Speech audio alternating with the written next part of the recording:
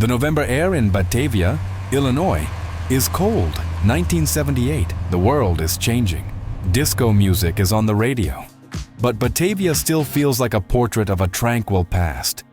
Tree-lined streets, old wooden houses with cozy porches.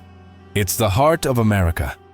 And in one of those houses, on Union Street, a sound breaks the afternoon routine. It's not the usual sound of children playing. It's the sound of old wood being ripped up. A renovation?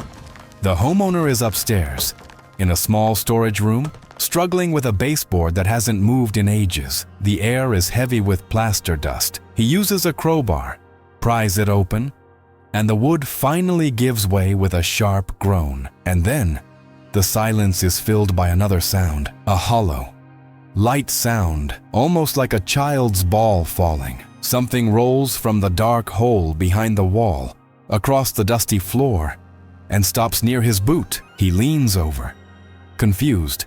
It's not a piece of insulation. It's not a rat's nest. He freezes. The dust settles, and the dim light from the window reveals the empty eye sockets and the smooth curve of a human skull, a skull that had been sealed within that wall, like a secret that refused to die. The discovery sends a shockwave through the small town. Batavia police arrive, their lights flashing against the facades of neighboring houses. Neighbors gather on the sidewalks, whispering, "What happened in that house?" That room becomes the epicenter of a mystery no one can understand. Detectives tear down the rest of the wall, open the floorboards, search the attic. They look for a body, for more bones, for any clue, but there is nothing. Only the skull. A solitary skull, without the rest of its skeleton. The investigation begins, and the first question is the most obvious. Who is this person? Pathologists examine the skull. It's old, they say. It's not a recent crime. It belonged to a woman, probably young, in her 20s. But how did she die? Impossible to tell from the skull alone. And the most disturbing question, how did she end up inside a wall? Theories fly through the city. Was it a terrible murder, hidden by the house's original builder? A dark ritual? A jealous lover? Detectives delve into the house's archives, built in the mid-19th century. They trace the owners. Decades and decades of names, of families who lived and died there, never knowing what was hidden just a few meters from where they slept. But no clues connect. No one in the city's recent history has disappeared in a way that fits. The woman in the skull has no name. She has no story. She is a ghost. The case, so shocking at the beginning, begins to cool down without new clues, without a body, without an identity. There is nowhere to go. The skull is photographed, catalogued, and placed in an evidence box. It receives a cold, bureaucratic name, Jane Doe of Kane County. The house on Union Street is repaired. The hole in the wall is closed. Life in Batavia goes on. The years turn into decades. 1978 becomes 1980. The world enters the computer age. 1990, the Cold War ends. 2000, a new millennium. And on a dusty shelf in the coroner's office, Jane Doe's skull waits. 40 years pass. 40 long years of silence. Most of the original detectives on the case have retired. Some have died. The skull has become a local legend, a ghost story told by the town's children. It seemed the secret of the wall was destined to remain locked away forever. But the world of 20 is a very different place from 1978. Forensic science has evolved in ways that seemed impossible. And most importantly, a new tool has emerged, capable of reading the stories written in our own blood, in our own bones, DNA. In 2023, the Kane County Coroner's Office decides it's time to try again. They look through the shelf of archived cases, at the forgotten boxes, and they retrieve Jane Doe's box. They have only an ancient skull, contaminated by time. The chances are slim. They send a small fragment of bone to a specialized lab in Texas, Othram, a lab that does what no one else can: extract DNA profiles from degraded, minuscule evidence. Othram's technicians work for months. It's a delicate process. They're trying to find a genetic ghost, and then they succeed.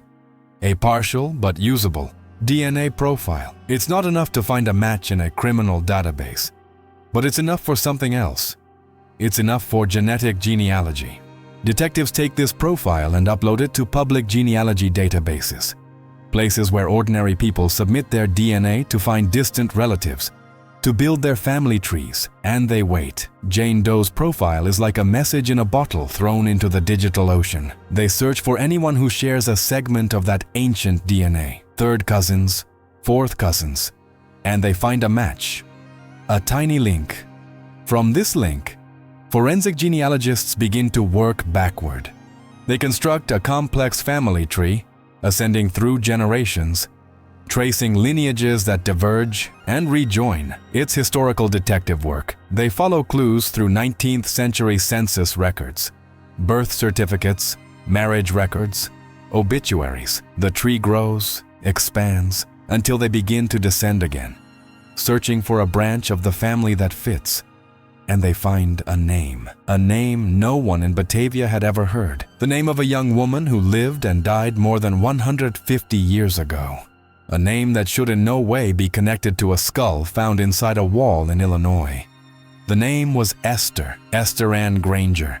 The Jane Doe of Kane County finally had a name, but the discovery of the name was not the end of the mystery. It was the beginning of an even deeper mystery. The investigation now had a face, an identity, but the questions only increased. Who was Esther Granger? What if they knew who she was? Could they find out how she died? Historical records have been opened. Esther Ann Granger was born in 1848 in Indiana. A short life, marked by events that were common at the time. In 1865, at the end of the American Civil War, she married a man named Charles Granger.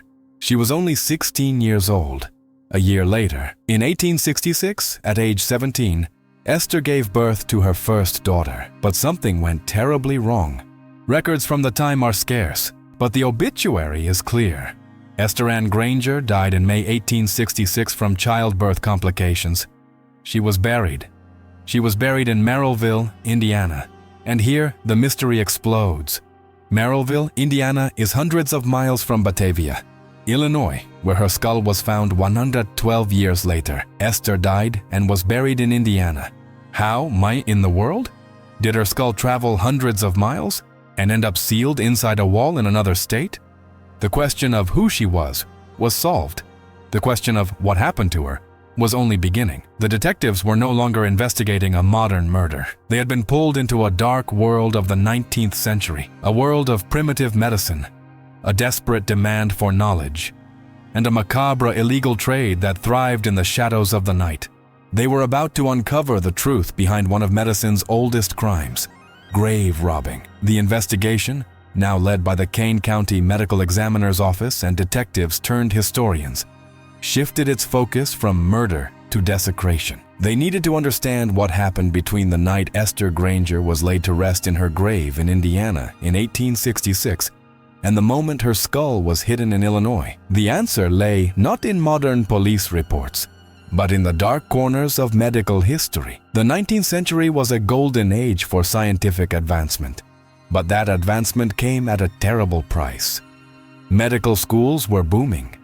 There was an explosive demand for surgeons, for doctors who understood human anatomy. But there was a problem. To learn anatomy, you need bodies to dissect. And in the mid-1800s, the only bodies legally available to science were those of executed criminals. Supply was minuscule, demand was enormous. This imbalance created a parallel, illegal, secretive, and highly lucrative industry, grave robbing. They were called resurrection men, or, more cruelly, body snatchers. They worked under the cover of darkness, scouring newly filled cemeteries. Their primary target was not the wealthy, whose graves might be brick or guarded. It was the poor, the unknown, those whose graves were merely fresh earth, easy to dig. They became the nightmare of Victorian society. Families began guarding the graves of their loved ones with shotguns. Inventors created burglar-proof iron coffins and grave safes, but the trade continued. A fresh body could be sold to a medical college for a sum worth months of honest labor, and Esther Granger, a 17-year-old girl who died from childbirth complications and was recently buried in Indiana, was the perfect target. The police theory took shape, a horrific but historically accurate theory. Shortly after Esther was buried in 1866, the body snatchers came. They exhumed her, probably that same night, and her body was sold. But where to? The trail led investigators back to the house on Union Street in Batavia. They needed to know who lived there, not in 1978, but in 1866, around the time Esther was stolen from her grave. They scoured city property records, census files, old deeds, and that's when they found the final chilling piece of the puzzle. One of the house's first owners, a man who lived there in the 1860s, was a doctor, a surgeon. The picture was complete. It wasn't a random murder.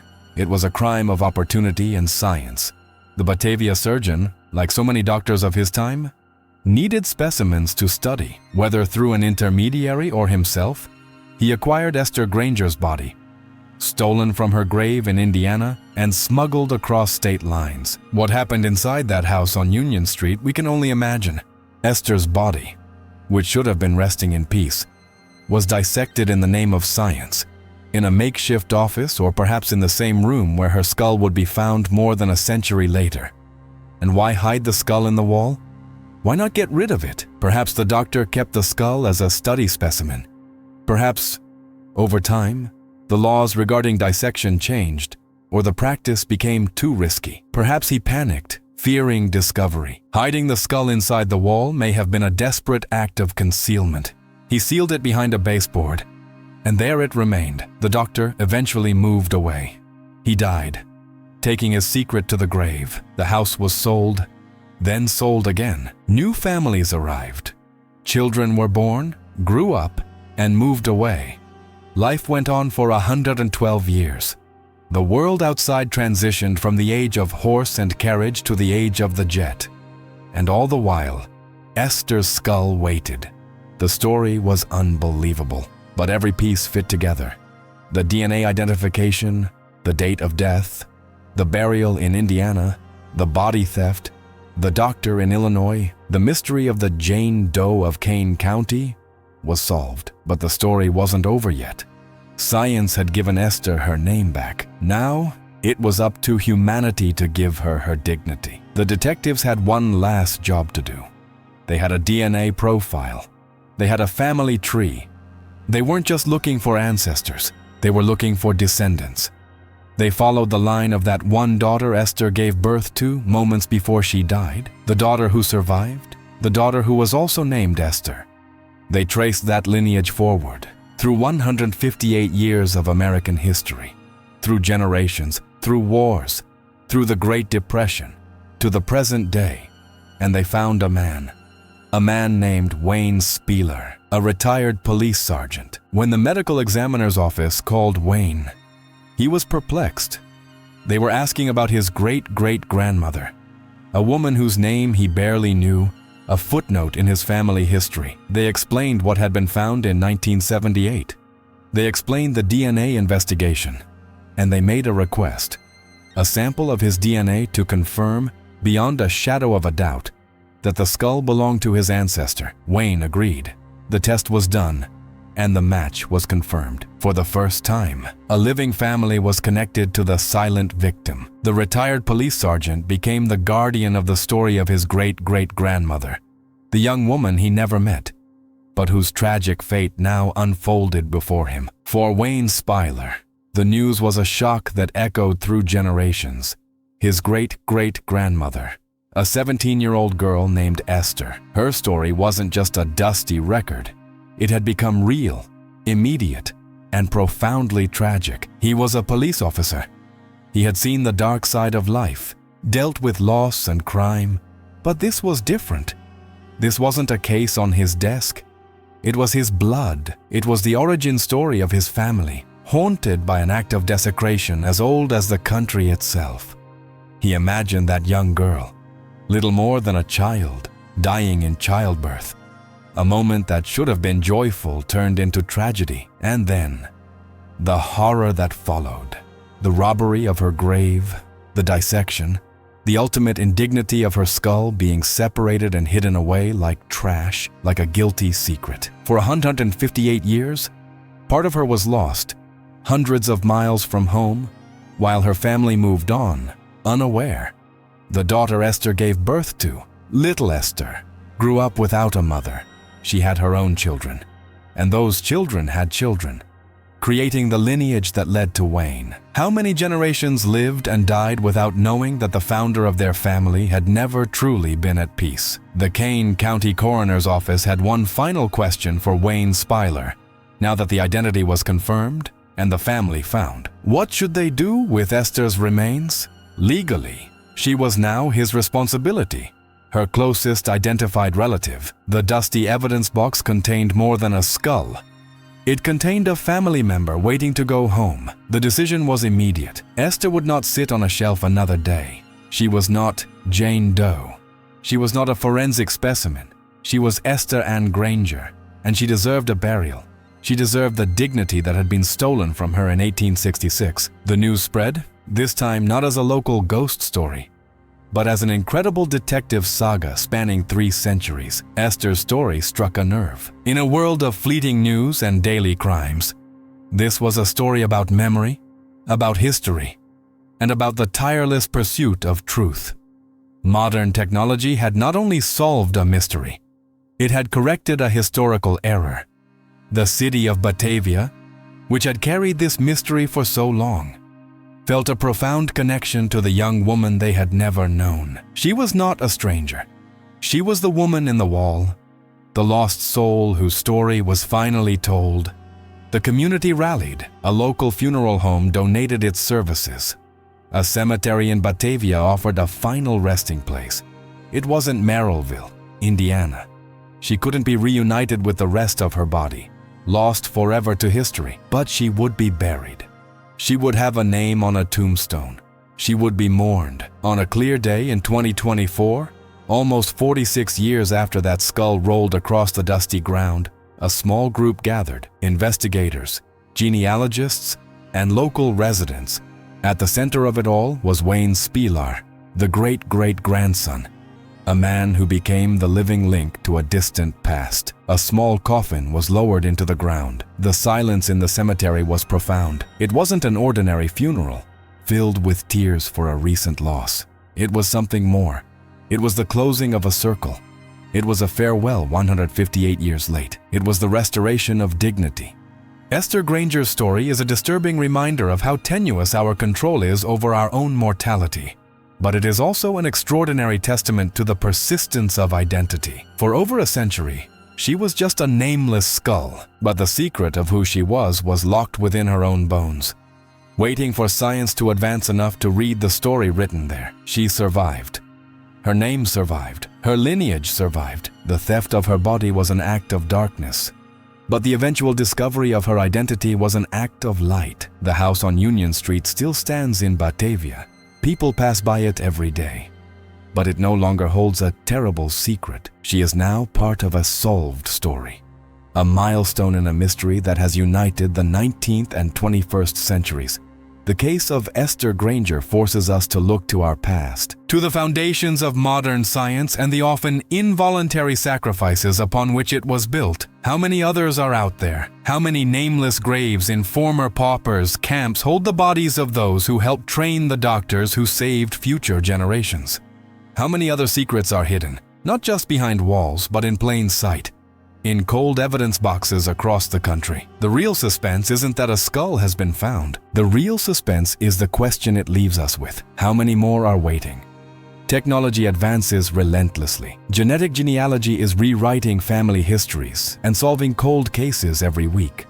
What was permanently lost can now be found. For Esther, the journey has ended. For the detectives of the unknown, the work has only just begun. Every bone has a story to tell. Even after 150 years of silence, think for a moment about the house on Union Street.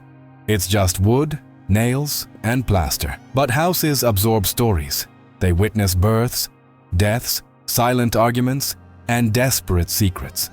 For 112 years, that house did more than shelter families. It guarded a grave, A vertical grave, dry, dark, sealed behind a baseboard. What would it have been like to live there? How many times did a child, playing on the floor of that room, feel an inexplicable chill? How many times did a mother, rocking a cradle, feel she wasn't alone? Houses breathe, and that house breathed a secret. But the true dark heart of this story isn't the skull.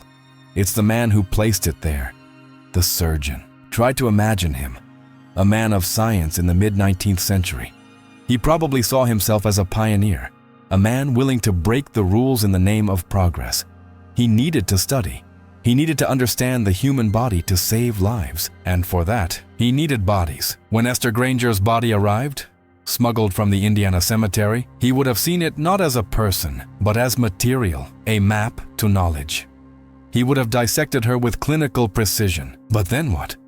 What happens when the study ends? The body has been desecrated, dismembered.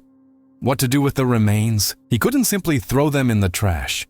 That would raise suspicions. He couldn't bury them. He wasn't a gravedigger, and so he hid them. And the skull. Why the skull? Perhaps he kept it last. A perfect anatomical specimen. Perhaps he kept it on his desk for months, studying the sutures, the jaw. And then one day, fear took hold. The fear of discovery. The fear of social ruin, of imprisonment. What was going through that doctor's mind the moment he knelt on the floor of that room? He was no longer thinking about science. He was thinking about himself. He picked up Esther's skull, looked at those empty eye sockets one last time, and pushed it into the dark hole behind the wall. An act of convenience, an act of fear. He nailed the baseboard back in place, perhaps wiping the sweat from his brow. He brushed away the dust, and he left that room, closed the door, and continued his life. He continued to be a pillar of the community, a man who healed the sick, while a few meters away, the last vestige of his dark crime awaited. That is the true suspense, the silence of the perpetrator, the ease with which the world moves on while the truth is buried. The doctor died, and his secret died with him, or so he thought. The 20th century arrived. The house was modernized. Electricity was installed. Pipes ran through the walls. The world had changed so drastically that the doctor's crime seemed to belong to an ancient, almost mythical era. And yet, the skull remained, just a few centimeters behind the wallpaper, just a few centimeters away from being discovered, repeatedly. Each new owner, each minor renovation, each nail hammered into the wall was a game of Russian roulette for the doctor's secret. And then, 1978, the renovation, the crowbar, and gravity. The secret could no longer be contained. What unethical science had hidden, the curiosity of a homeowner had revealed. But the revelation was incomplete. The skull emerged from the wall, but remained silent. It left a prison of plaster only to enter a prison of bureaucracy, a cardboard box on a coroner's shelf, for another 46 years. What is justice in a case like this? The criminal has been dead for a long time. The victim has been dead for a long time. There is no one to arrest, no one to punish. Perhaps justice, in this case, is not about punishment. Perhaps it is about restoration. The technology that identified Esther, genetic genealogy, is, in essence, a form of resurrection, not of the body, but of the identity. It is modern science looking back at the dark age of medicine and saying, we have not forgotten. The resurrection men of the 19th century stole Esther from her grave, and the resurrection men of the 21st century, the genealogists, the lab technicians, the cold case detectives, brought her back. They gave her her name, they gave her her story, and they gave her family, Wayne Speiler, the chance to close a chapter they didn't even know was open. Esther Granger's story is a Gothic drama made real, but it's not unique.